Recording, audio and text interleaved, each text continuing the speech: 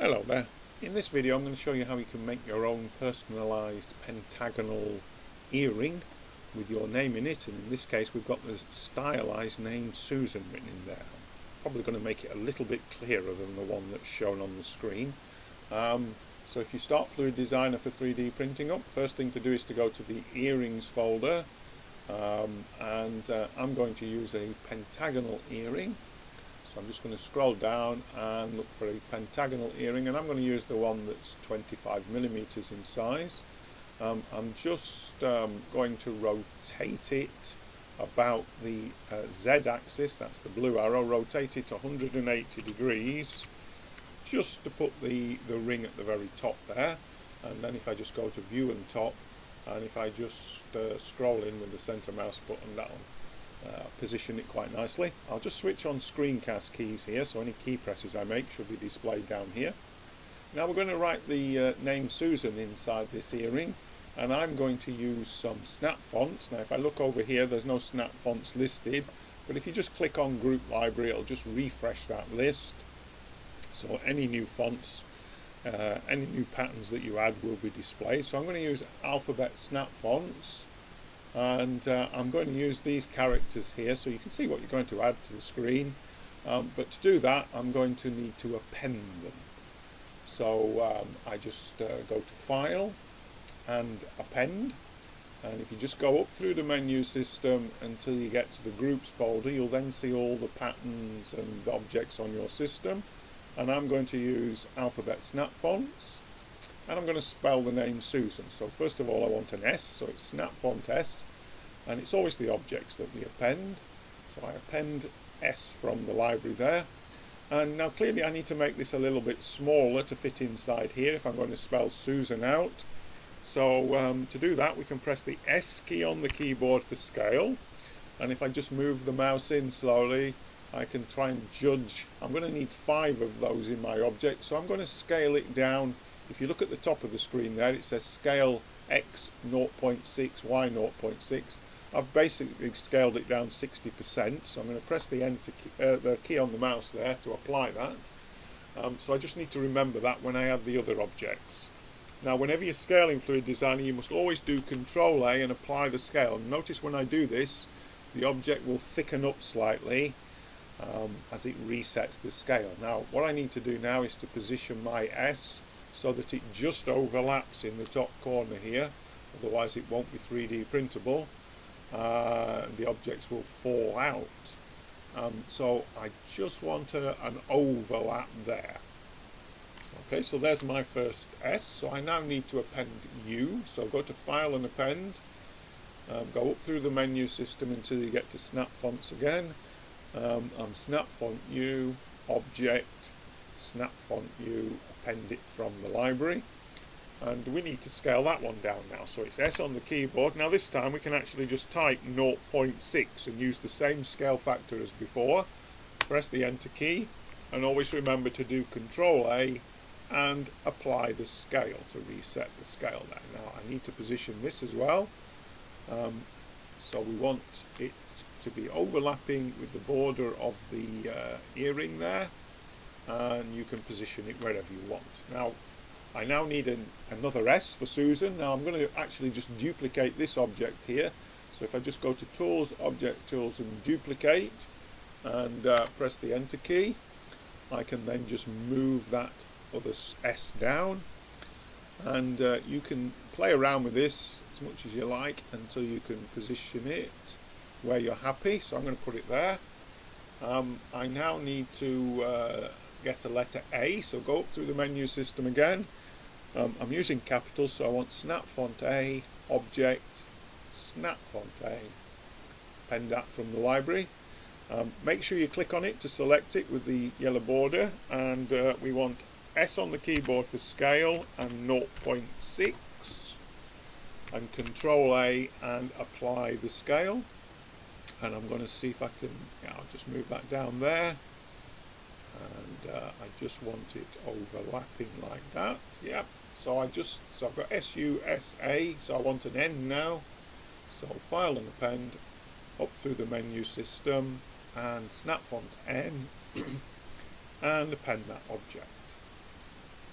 Again, make sure you click on it until you've got the yellow border.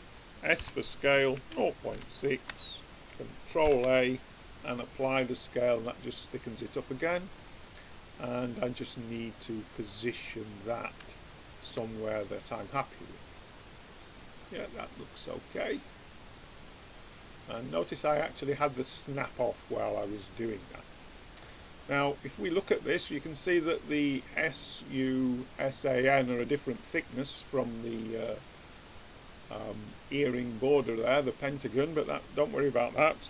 What I'm going to do now is hold down the Shift key and just highlight all of the words in Susan, and I'm just going to join them together so they become one object. And again, with that Susan highlighted, if I hold down the Shift key and if I select the earring border now, the pentagon, when I join these together, the thickness of Susan will become the same thickness as the pentagon. So you can see it slims down there to the same thickness. Now, in terms of the thickness of this object, we can always change it. We can always go to the curved data information there, and you can see at the moment the cross section is 1 by 1. If you actually wanted to create a pendant rather than earring here, you could thicken this up. Okay, so you could make it 3 millimeters thick, so the depth is 3 millimeters there, and then it's 1 millimeter across. I would suggest for an earring you actually want to reduce the thickness, take it down to 0.8 by 0.8. That will make it thin and light. Now when you do that, you do need to be a little bit careful. Make sure that Susan is still touching. If you're a little bit concerned about any particular point, so that point there for example, if we just zoom in, if we just press the tab key on the keyboard, and if I just move that out slightly, you can see I can fix that, and similarly here. So you do need to just have a look around. So just move it slightly, and I didn't like the way I did that, so I'm just going to do Control Z and undo.